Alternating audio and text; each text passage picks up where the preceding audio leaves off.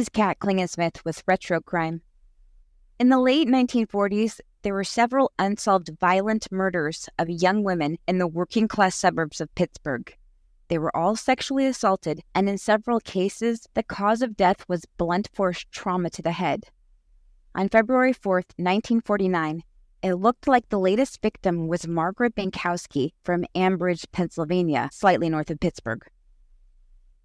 She was found in a remote spot on a slag pile along the Ohio River in Aliquippa. Aliquippa is the city across the bridge from Ambridge. Slag is what's left over after a metal ore is removed from a rock. Some Pittsburgh folklore: every steel mill around Pittsburgh has a ghost named Slag Pile Annie. She seems to have disappeared after OSHA and unions stepped in and protected the workers from exhaustion. Margaret Bankowski, she had been missing for 9 days when she was found.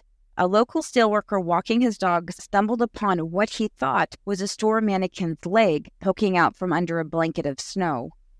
The pathologist, Dr. McCleary, he determined that she was killed by being hit on the head by something heavy, possibly a tire iron. Fords were the most popular car brand in the 1940s. They automatically came with a toolbox in the car, and in them was a lug wrench. Margaret's ear was sliced off. Her clothes were ripped, and her mother's navy blue pea coat that she wore that day was 10 feet away from her. There were scratches on her from running through briars. She was in an isolated spot that was about 70 feet up a cement path off a secluded road, known as a lover's lane for locals. She was last seen carrying her new red radio, and it was missing. According to her dad, Ziegfeld, she had gotten the radio as a late birthday present the day prior and left the house that evening to show it off to her friends. Her birthday had been on January 10th, and this was now January 26th. She first visited the home of a friend who couldn't come downstairs to socialize because she was in bed with a headache. Next, she possibly visited her grandparents' house. They weren't home, but she had a spare key, and a woman who fit her description was spotted leaving the house. After that, she visited Anderson's Candyland, which was a popular teenage hangout. The owner remembered her because she had her radio on and was playing swing music loudly while she sat alone and ate a sundae. She left, and according to her friend, her plan was to walk to another friend's house who only lived a block away from the candy shop. She never showed up. Ziegfeld, Margaret's father, he worked nights, and in the early hours he got a call from his wife saying that Margaret hadn't been home yet. He reported her missing and said that he returned home after his shift ended at 6:30 in the morning. He told the police that Margaret said that she would be home for dinner that night. Upon seeing her photo in the newspaper, a bartender in a nearby town said that he had seen her late that night with a date and remembered her because he wouldn't serve her alcohol as she was clearly under 21. Ziegfeld was insistent that his daughter certainly wasn't at a bar, and she certainly wasn't with a man because she didn't go on dates. He said that anyone who did this must be a big, strong guy because Margaret was very strong. She played basketball for the local high school. Her friend said that she would never have gotten into the car with a strange man. The detectives questioned the guy because he fit the bartender's description, but they were satisfied that he wasn't their guy and dismissed the bartender's account as mistaken identity. A couple weeks later, the police got an anonymous letter in the mail. It read, "Question her old man, a dirty, sneaking, good-for-nothing, woman-crazy sex fiend that he is, would do anything even to his own daughter. Of course you wouldn't suspect him because he's her father. If you really knew him, you would have nailed him long ago. Why did he keep on denying that was his date in the tavern that night? She wouldn't ride with strangers, but she would have gotten in with him. Where was he between 6 and 10? Question him, and I say maybe the dirty, sneaking rat will come through with the whole story. I will identify myself in due time." They brought Ziegfeld in and showed him the letter. He said, "It's that censored, Smutko woman. She won't quit chasing me." He admitted to his extramarital affair with a local 37-year-old housewife. They were both volunteers for a political campaign in 1948. When they met, Ziegfeld asked her to go on a date. She said no. Several days later, she changed her mind. The woman, Catherine Smutko, she was brought in and denied any knowledge of the letter and was given a lie detector test. They couldn't get an accurate reading because every time the name Ziegfeld Bankowski came up, the machine went wild. She ended up running away from the test, and they couldn't coax her back in the room. The case went cold. Meanwhile, Ziegfeld was still having an affair with Catherine, but he often broke dates. He told the police that they didn't sleep together until the third date, but he lost interest after their second. He only tolerated her because he didn't want her to bother his family. In 1953, a detective got creative and thought, what if it wasn't a sex pervert who killed Margaret? What if it was a jealous woman who thought she was killing Ziegfeld's wife so that she could have him all to herself? Confirmation bias went into action. Margaret's nearby grave was dug up, and 2 medical examiners from Cleveland were brought in. They said that Margaret was not only not sexually attacked, she died pure as the driven snow. This was in sharp contrast to what the original medical examiner said. He claimed that Margaret wasn't a virgin, and there was proof inside of her. Now the detectives were looking for an obsessed and jealous lover. Catherine Smutko was arrested and charged with manslaughter and murder. Catherine Smutko, she was a piece of work. Her childhood was very sad. Her mother committed suicide when Catherine was 10. Around 1920-ish, she married a Hungarian immigrant named Nicholas Smutko, who was 10 years older, and they had a son named Kenneth. Nicholas, her husband, he also had a rough life. His mother had him at 13, but she didn't marry for the first time until she was 19, and that was to a man 20 years older than she was. He brought them to Ellis Island and started a new life in Ambridge. Catherine was active in the community, but didn't have any friends. Her neighbors said that she was friendly, but they didn't know anything about her.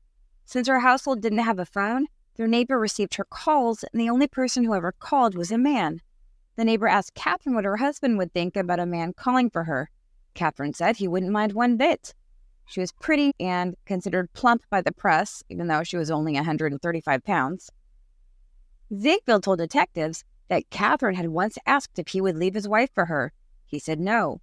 She asked if he would be with her if his wife were dead, and he still said no, that he would choose his family instead.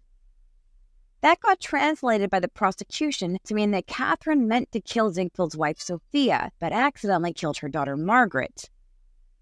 It was considered a case of mistaken identity. The mother and daughter were about the same height, same weight, and both had a bow-legged and pigeon-toed walk.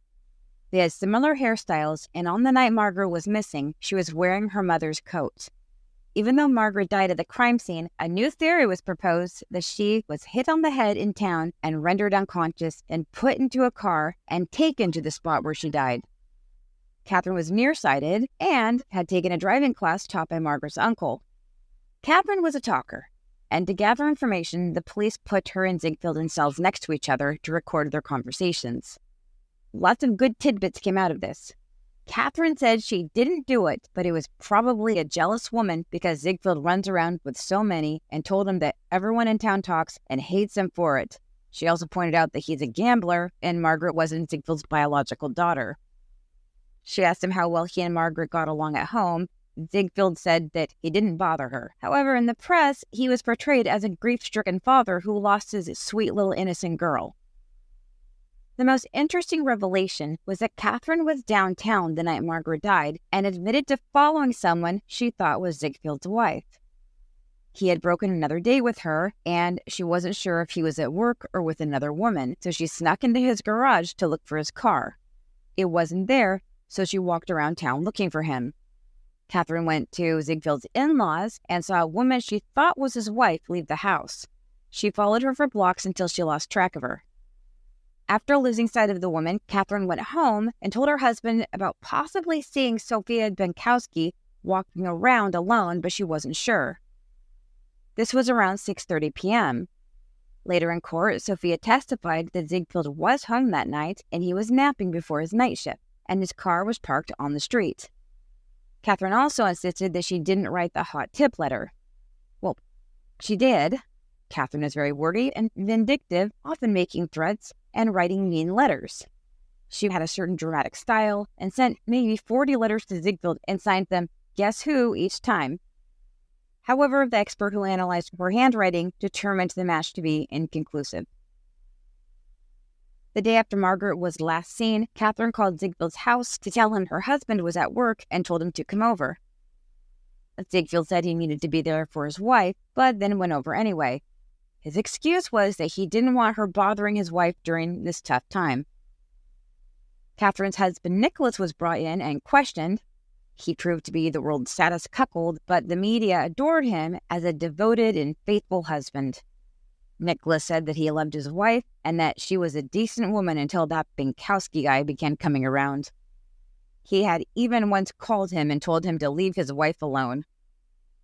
This court case was considered among the most scandalous in Beaver County at the time, and that's saying a lot for a place called Beaver County.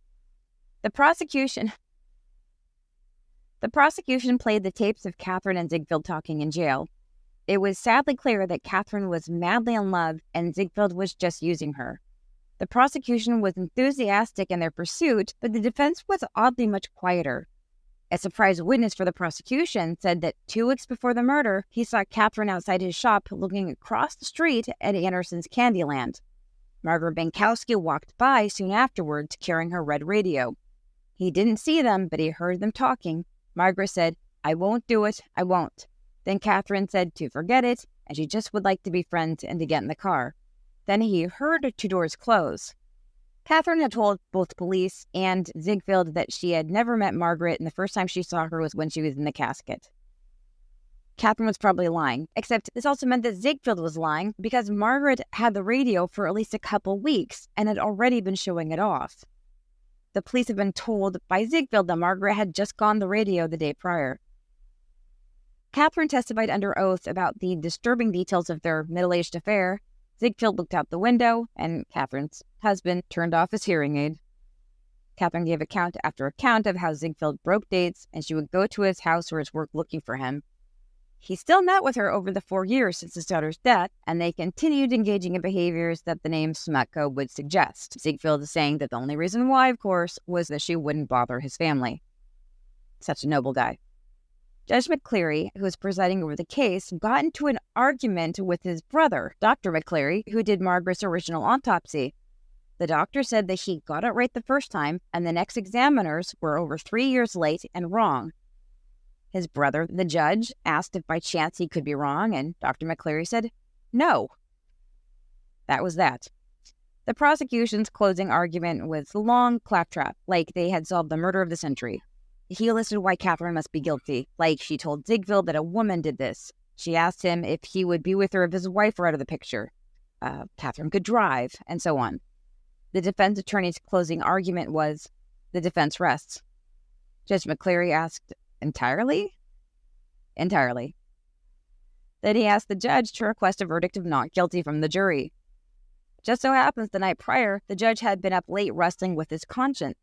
He agreed that he couldn't put the life of a woman in the hands of a jury when there were no witnesses, no proof, no hard evidence, no soft evidence, no circumstantial evidence, no whispers of evidence, and so on. In November of 1954, Catherine wrote a letter to the editor of the Pittsburgh Sun-Telegraph. My paraphrasing won't do its insanity justice, so I'll read it. I want to thank the Pittsburgh newspapers for taking such an interest in the unsolved Bankowski case. I understand it was the Pittsburgh reporters who first noticed the similarities in the slayings of Helen Jean Bryant and Margaret Bankowski. It will have to be the reporters who bring it to light if the case ever gets solved or a confession is made. I'm afraid the authorities would keep it hush-hush. I wrote to J. Edgar Hoover, the FBI chief, and he sent 2 men to see me. I told them my civil rights were violated, and as an American-born citizen, I was kidnapped after 3 officers forced their way into my home when I opened the door. I was not allowed to lock my door as we left. I was denied the right to get in touch with my son, husband, or attorney. I was held incommunicado for several days before I could see an attorney, just like Russia and the way Nazis would act.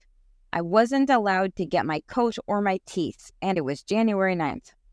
I had to break away to get my coat. The one G-man who did all the talking agreed that my civil rights were violated, but nothing could be done. I guess we only have laws to help the rich and the people with a poll. The only thing a poor person is good for is to vote politicians into office and to send our boys to war. If nothing is done about violation of my civil rights, the overzealous cops will keep right on with their Russian and Nazi ways. In the paper, I see where in Cleveland, Dr. Morris is described as a psychiatrist, a man able to give truth serum and evaluate it. On January 9th, 1953, while I was being grilled, I asked Sergeant Taylor of the state police if they had a truth serum, and he told me there is no such thing. When was this truth serum invented? If Dr. Moritz could be called into Beaver County to perform an autopsy on a body that had been in the ground for 3 years and 4 months, then why couldn't he have given me the truth serum? It would have been much simpler, because it was a frame-up, that's why. From Catherine Smutko.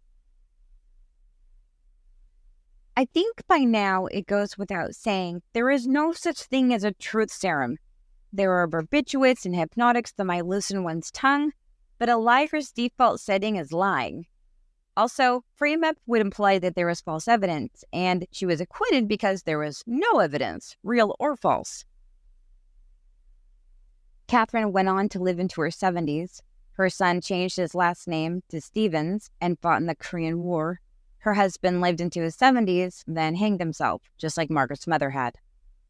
So did Catherine Smutko actually do it and get away with murder? Of course not. Dr. McCleary was correct, and this was a violent sex crime. There are tons of reasons for this, but just biologically, when Margaret died, the weather was at refrigeration temperatures. Within 48 hours, it was only 10 degrees. The evidence of her attack was frozen in time. Then she was buried in an area that gets heavy bursts of rain and flash floods. Moisture causes rapid decaying, and soft tissue liquefies, like a hymen, or proof that she was pure as the driven snow. Even if it miraculously remained intact, it would be so discolored to the point that they would no longer be able to tell if there had been trauma to it. But I get what inspired the conspiracy against her. She was the only one they knew who had a clear motive. She was obsessed with a married man. And with crime comes a lot of people with childhood trauma and subsequent psychological injury, like personality disorders, attachment disorders, mood disorders, substance abuse, PTSD, and sometimes all of them together. People who can't handle rejection, like Catherine, are prone to suffering from low impulse control. She handles her emotions by screaming and writing Ziegfeld mean letters and showing up to his work and home. But who hasn't yelled at someone or sent a long spiteful text or driven by someone's house? I don't know. The killer wasn't Catherine. She was just a sad, lonely, crazy lady. Sure, she was the only one with a motive, but frankly, we all have a motive to kill someone. Also, the killer wasn't even a woman. Crimes of jealousy by women look like slander or shootings. They don't add rape as a red herring. The problem with the prosecution deciding to die on this hill of it being a jealous woman is that everyone stopped looking for the serial rapist. And that is who did this. Ziegfeld Bankowski. Was he the serial rapist? Was the hot tip letter right all along? He was definitely a serial something. He cheated on his wife. He was a bad gambler. And he lied about several things that his submissive wife didn't argue. He wasn't home the evening of Margaret's murder. Margaret's radio was given to her on her birthday, not the day prior to her disappearance, and she never said that she would be back for dinner, because when dinner time came along, she was walking farther away from home and then stopped to eat a sundae. Being a liar, that's hardly proof of murder. It shows his Madonna whore complex. He said glowing things about his wife, and he did prioritize her over other women, but not over his own selfish desires. He adamantly denied that his teenage daughter with teenage hormones would have anything to do with a boy. And even if he resented her for not being biologically his, he still saw her grow up from a small child, so an attachment would have developed. As a father figure, he wouldn't have left her body discarded like a piece of litter and exposed to the elements. He would have covered her with the coat. He would have straightened up her clothes. The night of her murder, he was probably off gambling and screwing around and lied about Margaret because he wanted her to look like a good girl, not a weirdo walking around miles with the radio, because good girls hang out with their friends and come home for dinner. So what about the man who found her, or Nicholas Smutko? Nope and nope. This is a case of Occam's razor. A pretty 15-year-old girl was found on a slag pile off of a lover's lane used by locals, and there were signs of a struggle. Margaret was date raped and killed when she fought back. I think it was a good-looking, charming guy in good shape, and in his mid-20s, specifically a World War II naval veteran who saw combat overseas, and even more specifically, I believe he fought in the Battle of Okinawa. During the battle, a lot of civilian women were raped by American troops. It's not something that's in the history books, but there's too much testimony to deny it. The American troops brought home souvenirs and trophies, the most common ones being weapons and human ears. Cutting off an ear is how they proved dominance over those they were fighting. After the war was over, violent crime in the United States rose 59%, and that's only reported crime. At this time, date rape and marital rape weren't even considered crimes yet. With this guy, the acceptance of mass evil desensitized him and messed with his head. He returned home with battle fatigue, now recognized as post-traumatic stress disorder, and lived with his mother in Aliquippa, who didn't understand and degraded him for being a bum because he often borrowed her car and needed money. He brought back the demons with him, and overpowering women was how he coped. Since he was shitty and weak on the inside, he kept up with the naval exercises to feel strong and gain admiration. This is all my speculation. Ironically, Margaret was wearing her mother's navy blue peacoat. These long peacoats, they were popular in the 1940s because they were based on the military fashion. I think Margaret wanted to look more mature that night because she was seeing an older boy. Her mom said that she borrowed Margaret's clothes, but Margaret rarely borrowed hers because they weren't exactly her style. Teenagers are the same now as they were in my day and as they were in Margaret's day. They're still ruled by hormones in the form of crushes, romance, and young love. It motivates them to lie to their parents and give ridiculous reasons for their new behavior. And they use their friends or libraries as alibis.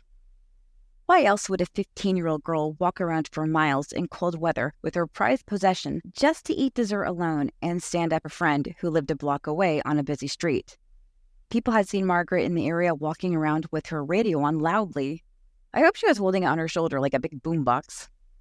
Someone would have noticed an attractive girl outside the teenage hangout blasting swing music from a red radio than getting clobbered and abducted. They were less likely to notice a woman on a dark winter evening in a dark blue coat quietly getting into the passenger seat of a car that pulled up. What I see is this. Margaret met an older boy at the candy shop and was flattered that he was interested in her. She didn't want to seem like a baby and talk about high school, so she talked about her new radio. He acted interested and asked to check it out. They made a date for the next night for her to bring it so that she could show him. He picked her up near the candy shop, and she was careful not to be seen with him so that she didn't get in trouble. Things were fine at first. Like many date rapists, he tried to debilitate her with alcohol, but thanks to an ethical bartender, he didn't succeed.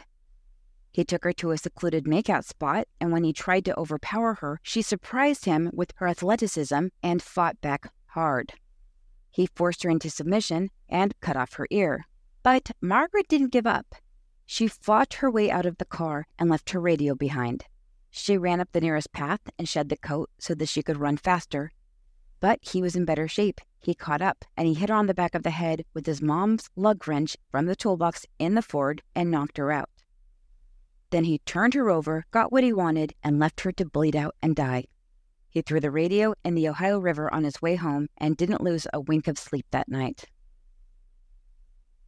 I doubt he killed the other girls because he didn't need to. Most people can't fight as hard as Margaret, and that's why he killed her, because she fought. There are plenty of men just like him to do the job instead, and there still are. Back then, men who committed war crimes were sent home and called heroes. Most rapes on college campuses are committed by the same few people who get away with it, on average, about 4 times a year. When Margaret was murdered, date rape was unheard of and didn't gain awareness until the 1980s. Prior to that, it was understood as a girl putting herself in an immoral position which led the boy on. It was her fault. The other girls who were killed, they all had something in common. All of them had parents who insisted that their little girl didn't date, but their friends said they did, and there was a new guy in the picture, but they didn't know who he was. Margaret didn't get a chance to tell her friend because her friend wouldn't get out of bed to see her because of the headache. Maybe Margaret's dad would have disapproved of her interest in boys, but disapproval from a man like Ziegfeld Bankowski, it sounds more like a compliment. Margaret died a far more virtuous person than he was. This whole crime is filled with selfish and cowardly people. Most crimes are. And the only person who deserves to be called a hero is Margaret, who fought to the death.